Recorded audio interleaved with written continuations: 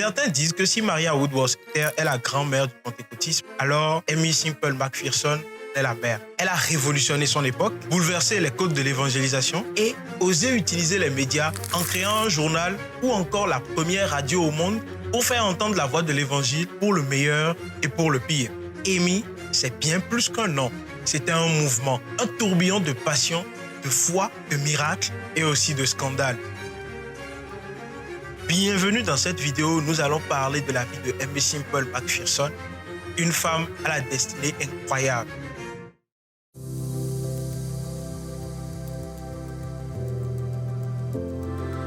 Aimee Elizabeth Kennedy est le 9 octobre 1890 à Salford. Son père, un fermier méthodiste d'origine irlandaise, était déjà âgé de 53 ans à sa naissance, alors que Mildred Pierce Kennedy, surnommée Minnie, sa mère, n'avait que 19 ans. Profondément attaché au principe du Holiness Movement, son père vivait une foi stricte et disciplinée.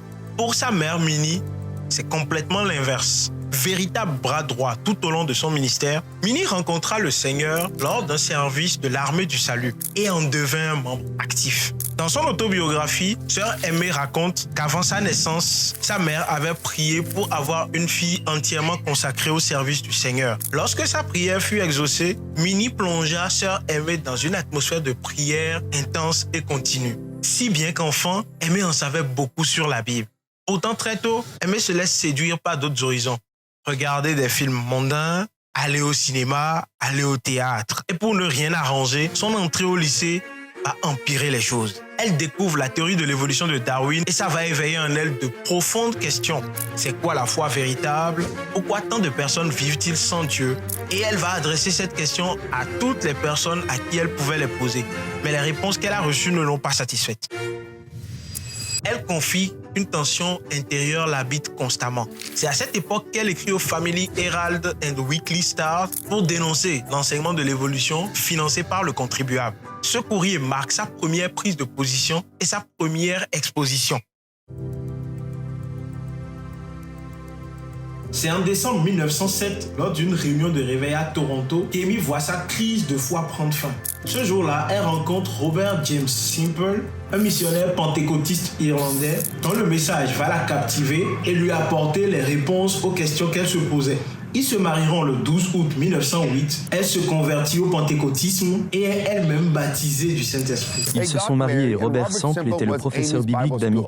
Il lui enseignait la parole. Ils lisaient la Bible ensemble et soulignaient les différents passages avec des crayons de couleur, lui expliquant ainsi la signification de chaque verset et le sujet de chaque chapitre. C'est ainsi qu'elle a appris la Bible et qu'elle a commencé sa formation ministérielle. En 1910, Robert décide avec Aimee de partir en Chine pour continuer sa vie de missionnaire. Mais une fois sur place, les difficultés les submergent. La barrière de la langue, les conditions de vie précaires. Robert et Aimee tombent malades et Robert succombe. Il était atteint de la malaria et de la dysenterie. Il meurt en août 1910, laissant Aimee veuve à 20 ans, seule, enceinte et dans un autre pays. Elle revient aux États-Unis vivre auprès de sa mère et elle donne naissance à leur fille Roberta en 1911. Quand je suis née, elle était seule. Elle n'avait même pas de quoi rentrer chez sa mère. Ni d'argent pour les funérailles de mon père. C'étaient des bébés sans le sou perdus dans les bois. Mais le lendemain, elle a ouvert une lettre. Elle l'a ouverte et a dit « Chère sœur simple », c'était mon nom à l'époque. Le Seigneur l'a réveillée en pleine nuit et lui a dit « Envoie de l'argent à sœur simple ». Elle a répondu « Je n'ai que 60 $, je le ferai demain ». Mais non, lève-toi. Mets l'argent dans une enveloppe et en voilà. L'argent est arrivé en Chine le lendemain de la mort de mon père. Ma mère avait de quoi payer les funérailles et un peu d'argent pour commencer à vivre. Puis, un télégramme est arrivé de ma grand-mère, bien sûr, avec de l'argent à la maison. Mais les miracles se produisent parfois de façon étrange. Elle commence timidement à témoigner dans de petites réunions, partageant son expérience en Chine et racontant comment, malgré la douleur, Dieu ne l'a pas laissé tomber.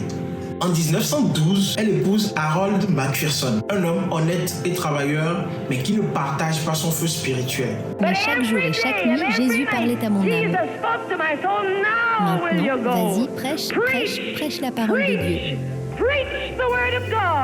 Plus le temps passe, plus Amy, sans monter en elle, se t'appelle à prêcher. L'ignorer la rend littéralement malade.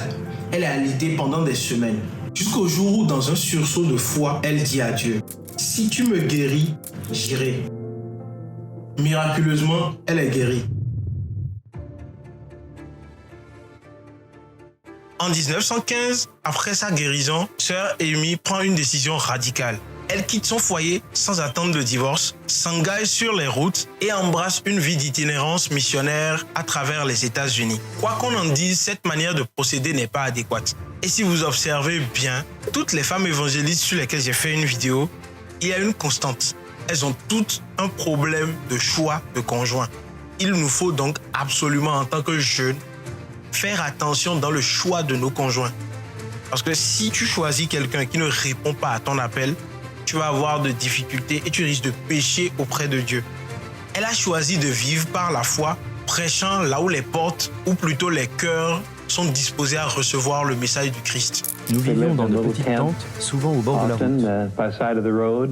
Au milieu des orages et des éclairs, et les tentes prenaient l'eau.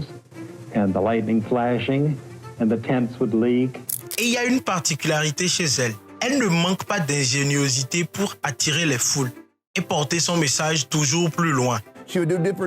Comme une fois, m'a-t-on dit, où elle est allée en ville et a trouvé le centre-ville, là où la circulation était la plus dense à l'heure du déjeuner. Elle s'est postée au coin d'une rue et a commencé à regarder le ciel comme si elle cherchait quelque chose. Les gens passaient et levaient les yeux, et très vite une foule s'est rassemblée. Quand la foule est devenue assez grande pour qu'elle puisse remplir l'auditorium qu'elle avait loué ou la tente qu'elle avait installée, elle courait dans la rue en criant « Suivez-moi, je vais vous dire ce que je cherche ».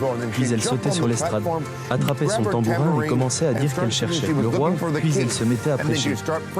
Amy conçoit le gospel car, prêt à se garer sur les places de marché ou devant les usines pour évangéliser. Elle va se démarquer par son style. En effet, vêtue de manière chic comme à son habitude, elle se tient debout à l'arrière de la décapotable et prêche la bonne nouvelle à l'aide d'un mégaphone.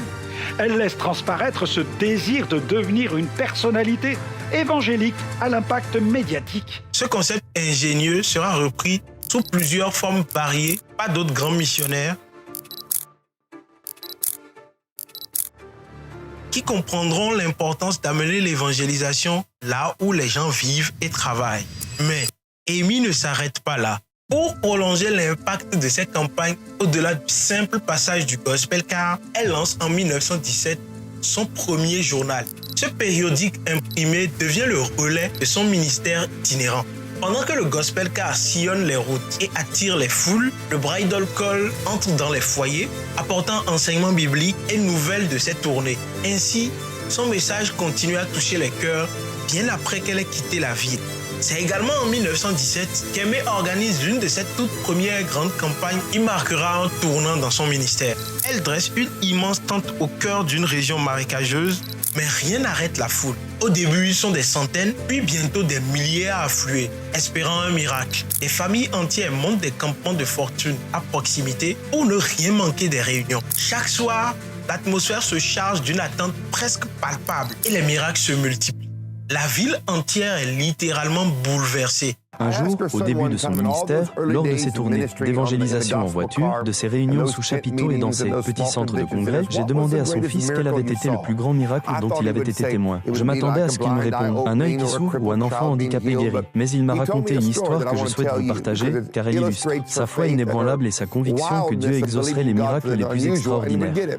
Il a dit que nous traversions le pays en voiture, dans le véhicule de l'évangélisation, et que nous avions un pneu crevé. Nous n'avions pas de roue de secours, et à cette époque, il n'y avait pas de téléphone portable, les maisons étaient éloignées les unes des autres, les chemins étaient en terre et la nuit tombait rapidement. Elle s'est inquiétée, car c'était une maman avec 2 enfants, en plein milieu de nulle part. Alors elle est sortie de la voiture, a fait le tour plusieurs fois, a dit rôle. Ensuite, elle nous a dit de sortir, qu'elle allait prier pour le pneu. Alors ma mère, ma sœur, a-t-il dit, on posait les mains sur le pneu et on demandait à Dieu de le réparer. J'ai senti le pneu se regonfler sous mes mains et reprendre sa forme normale. Nous sommes remontés dans la voiture et avons traversé le pays. Nous avons terminé notre voyage ce jour-là et cette nuit-là. C'est le point de départ d'une ascension fulgurante, d'autant plus remarquable qu'elle est inédite pour l'époque. Cette première campagne va en appeler plusieurs autres, comme celle du Massachusetts, celle de Rhode Island, dans le Connecticut, puis à New York. Elle rencontre plus de résistance, mais elle persévère. À chaque ville, des guérisons, des conversions, une croissance.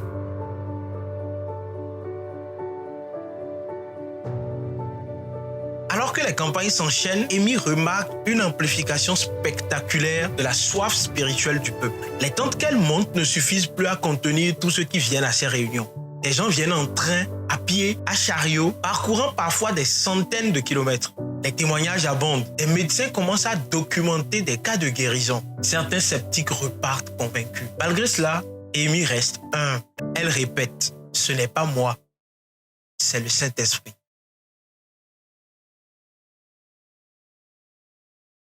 Après avoir vu des milliers de personnes répondre à l'appel de ces campagnes, Amy ressent à Philadelphie que Dieu l'appelle à franchir une nouvelle étape dans son ministère. Organiser non pas une série de réunions, mais un camp national de réveil ouvert à tous. Les gens affluent de partout. Des centaines sont baptisés, remplis du Saint-Esprit et reçoivent l'appel au service. Mais l'élan ne s'arrête pas là. Elle voit une immense salle circulaire, remplie de croyants chantant à l'unisson. Elle comprend direct que Dieu l'appelle à bâtir un temple, non seulement pour accueillir des réunions, mais pour instaurer un lieu d'adoration continue, d'enseignement, d'aide aux pauvres et d'envoi de missionnaires. On peut dire que cette vision est le début de sa fin de vie de missionnaire itinérante. Et fun fact, elle est la première femme à traverser les États-Unis à bord de son véhicule d'est en ouest pour prêcher l'évangile. Et les premières fois avec Amy sont loin d'être terminées. On le verra dans la suite de la vidéo. Mais la vie sur les routes est éreintante, et pour elle,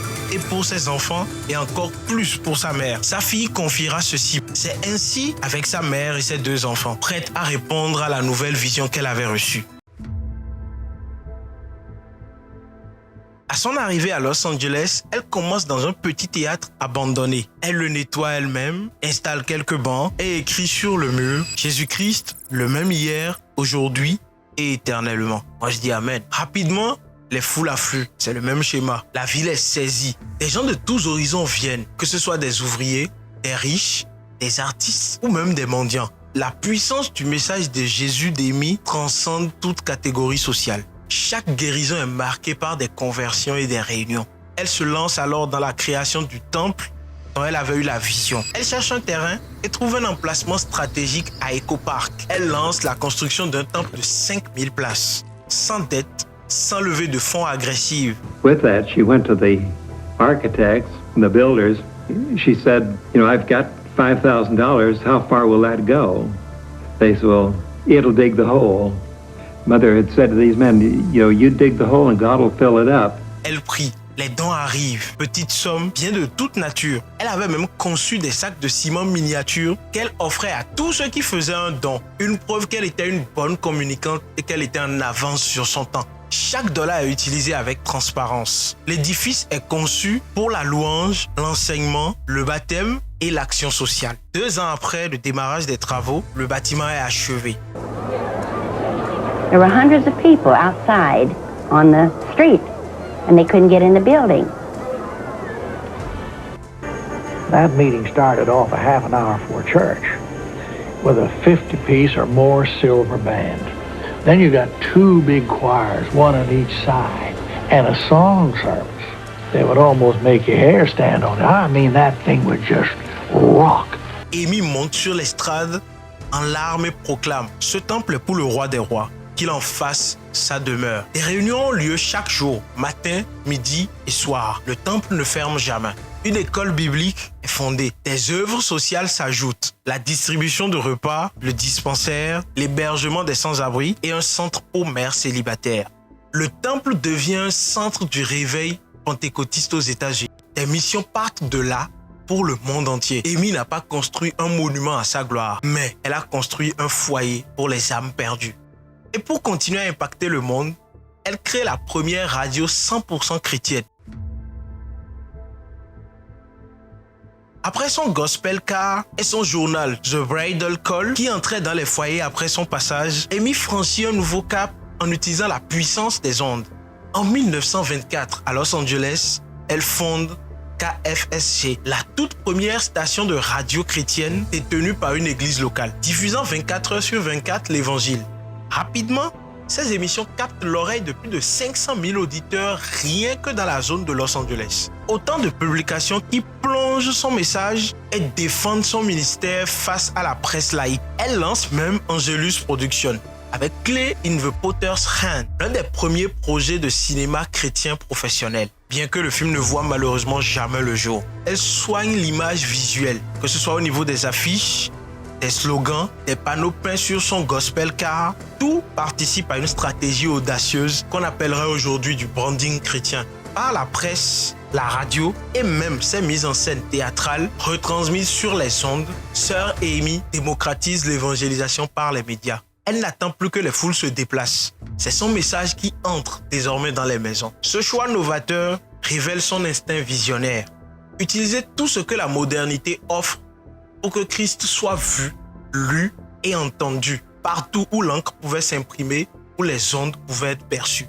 Et pour que ce message touche réellement les cœurs, Amy n'a pas seulement misé sur la technique. Elle a surtout développé un système de prédication unique et profondément centré sur l'essentiel, son évangile aux 4 angles.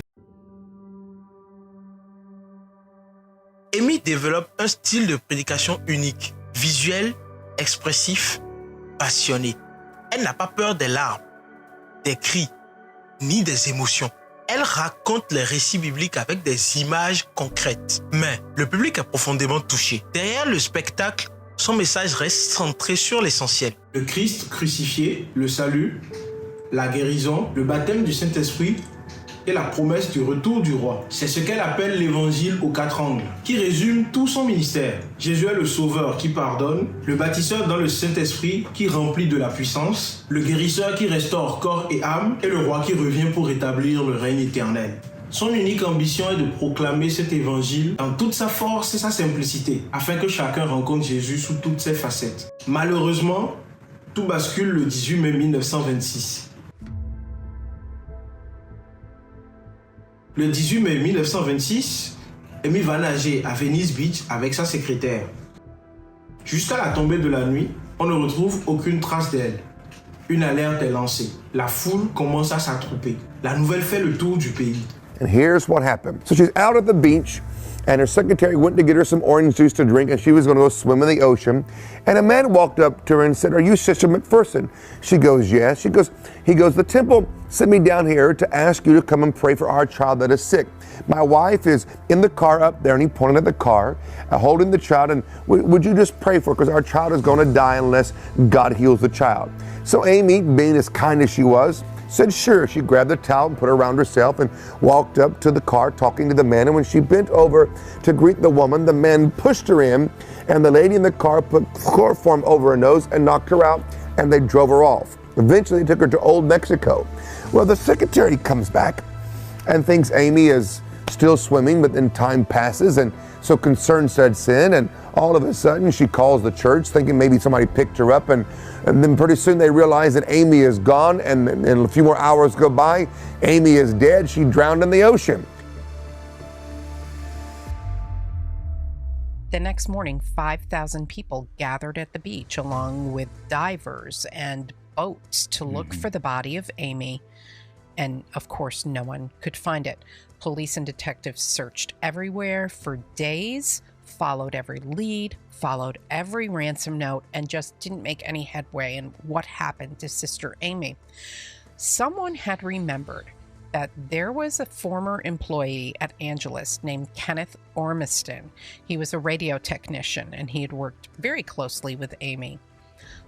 He was declared missing by his wife at the same time. People had known there were problems in the marriage. There were rumors that he had asked for a divorce. And his wife, Ruth, actually claimed that a prominent woman was responsible for his being missing, for his disappearance. Soon after that, Ormiston went to the police and tried to clear his name, saying he had nothing to do with Amy's disappearance. He didn't know anything about it, even though rumors still showed that he was a man claiming to be someone else, using another identity, sending telegrams to Minnie. There were rumors that Minnie was in on this.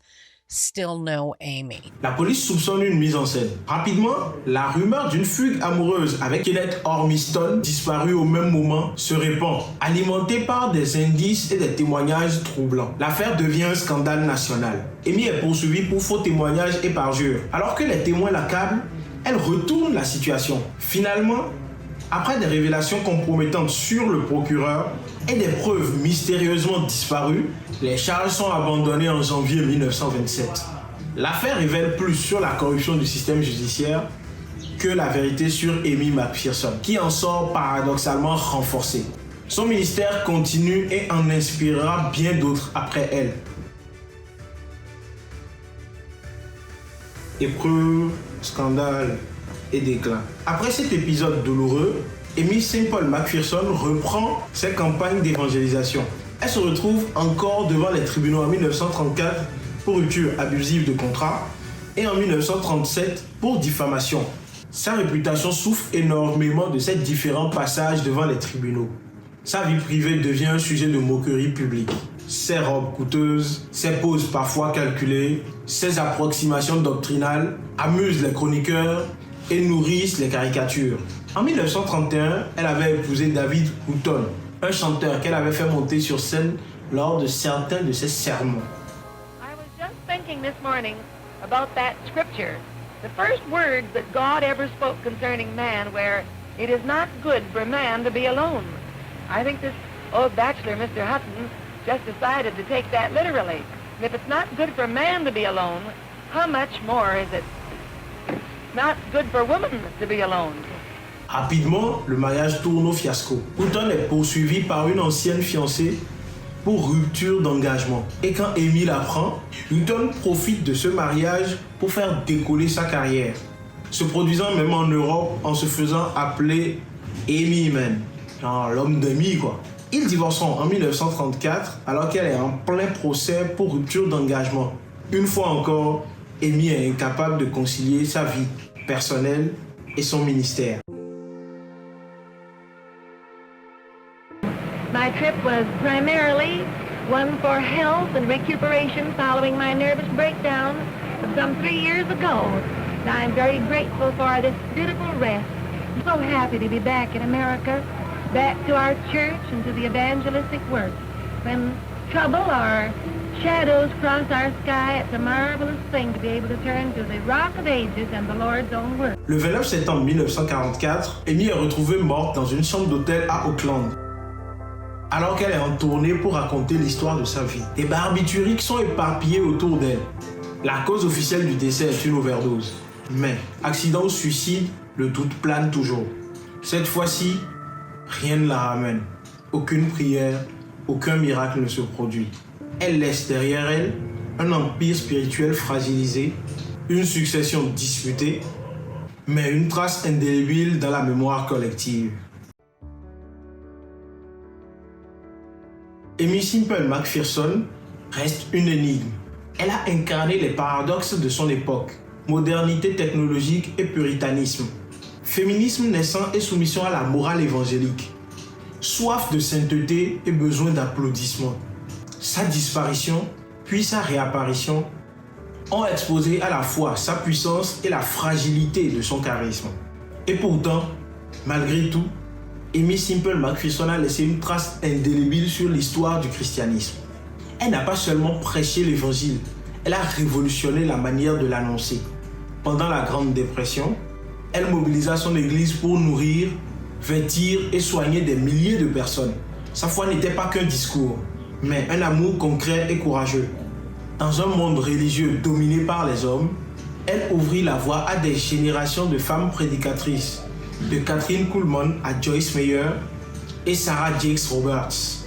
Sa vie, malgré les controverses et les combats, reste un témoignage éclatant de foi radicale, d'audace et d'impact social. Toute son existence n'a eu qu'un but, proclamer Jésus dans toute la puissance de son évangile aux 4 angles pour que chacun puisse le rencontrer sous toutes ses facettes. Nous sommes à la fin de la vidéo.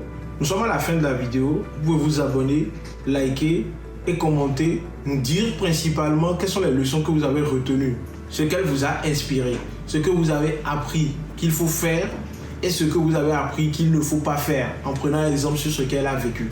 Si vous avez envie de découvrir l'histoire d'une autre femme évangéliste qui a fait de grandes choses dans sa vie, je vous propose l'histoire d'Aimee Semple McPherson, la grand-mère du pentecôtisme, qui est disponible ici. Ce qu'elle vous a inspiré, ce que vous avez appris qu'il faut faire et ce que vous avez appris qu'il ne faut pas faire en prenant exemple sur ce qu'elle a vécu. Si vous avez envie de découvrir l'histoire d'une autre femme évangéliste qui a fait de grandes choses dans sa vie, je vous propose l'histoire d'Aimee Semple McPherson, la grand-mère du pentecôtisme, qui est disponible ici.